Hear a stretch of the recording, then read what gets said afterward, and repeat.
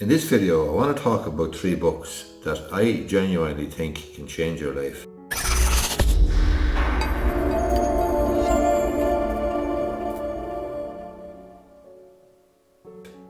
If you read them and take on board the teachings and the various principles or hypotheses being put forward. So the 3 books are, number 1, Man's Search for Meaning. Man's Search for Meaning is written by a man called Dr. Viktor Frankl. Frankl was a psychiatrist in Vienna. He was a Jew and he was sent along with his family to the concentration camps during the Second World War. He spent some time in, I think, 3 different concentration camps, and he saw his pregnant wife and his children going to the gas chamber. But he noticed something in the various camps that he was in. And what he noticed was that the people who did best, the people who survived best, the people who adapted best, were those people who had the correct attitude, as it were, who didn't let their circumstances destroy them, but recognized that they actually had a choice as to how they reacted to their circumstances.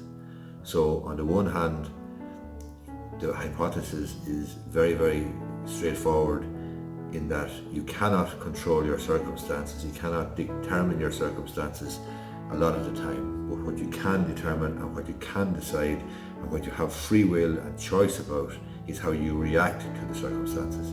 He saw men killing themselves and women killing themselves in the camps, and he saw people doing well and recovering. He recovered very, very well himself, he adapted very well, and he later built up a very, very successful psychiatric practice, I think in New York after the war. But the bottom line is, his hypothesis and his teaching in his book, Man's Search for Meaning, is that we do not have to be destroyed by our circumstances. We can't control our circumstances. What we can do is we can choose, though. We have free will which we can exercise in relation to how we react to our circumstances. And that's a choice that we have to make. Second book is a book called The Chimp Paradox. The Chimp Paradox is a book written by a gentleman in the United Kingdom called Professor Steve Peters, I think his name is. He's a psychiatrist, he may be a consultant psychiatrist, he's also a university lecturer. Peters, in his book The Chimp Paradox, and it's a very, very worthwhile, very, very useful book. In this book, he sets out how, in plain English, the human brain, the human psyche, your psychological makeup is actually made.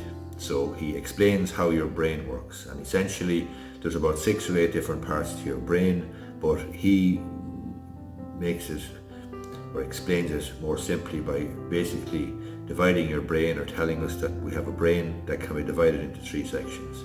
There's the human, there's the chimp, and there's the computer.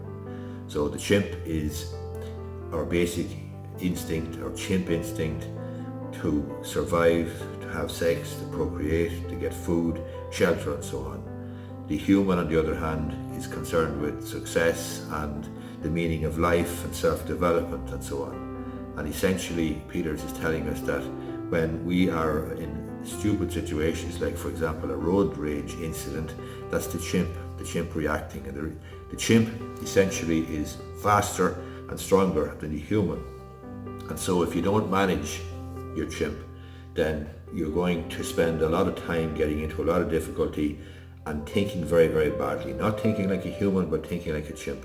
If you think like a chimp, well, it's not really a great recipe for success or for a way of carrying on through life. So basically, the hypothesis in the book is that you need to think like a human, but to do that, you need to manage your chimp. The chimp paradox then is the fact that the chimp can be your best friend or your worst enemy, but you do need, if you want to do well in life, to have a successful life, to manage yourself well, to have good relationships, you do need to manage your chimp. And you do that by exercising him. And in the book, Peters sets out various exercises and a sort of a framework for living for people to actually be able to manage the chimp.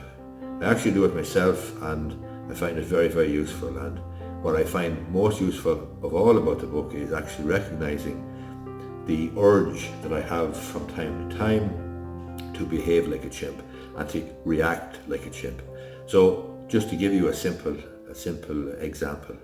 A chimp will work on or operate on feelings and hunches and various sort of unscientific, non-evidence based hunches and feelings, and make decisions on that basis. That's not a good way to operate.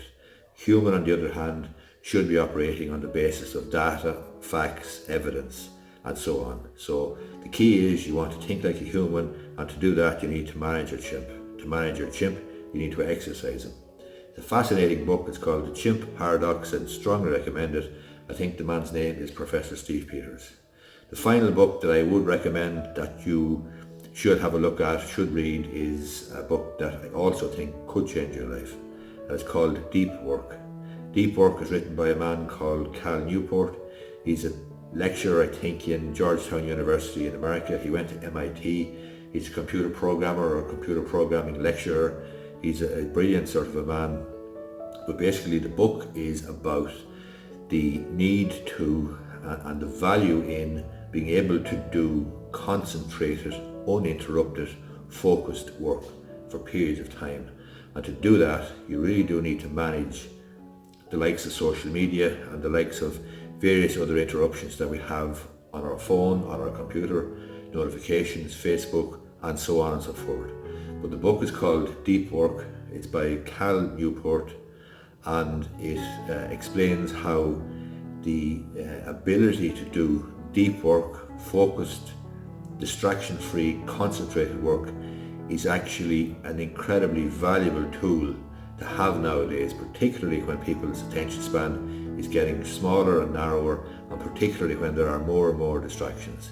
The actual value of being able to do deep work, concentrated, focused work is going to increase exponentially. So if you have a career as a lawyer or as an accountant, as a business person, as a trainer, as a psychologist, as a whatever, the ability to control your phone, to control interruptions, to control distractions, and to actually do deep work is very, very important. He gives a number of examples in the book about this. He gives a number of examples and advices as to how to manage this.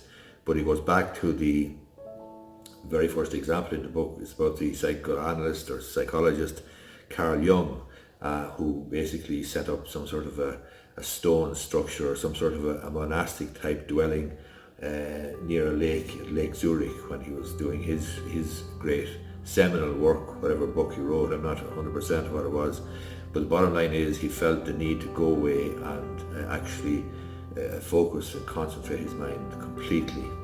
They are 3 books that I think could change your life. You need to read them or listen to them. I think you'll find them very, very valuable.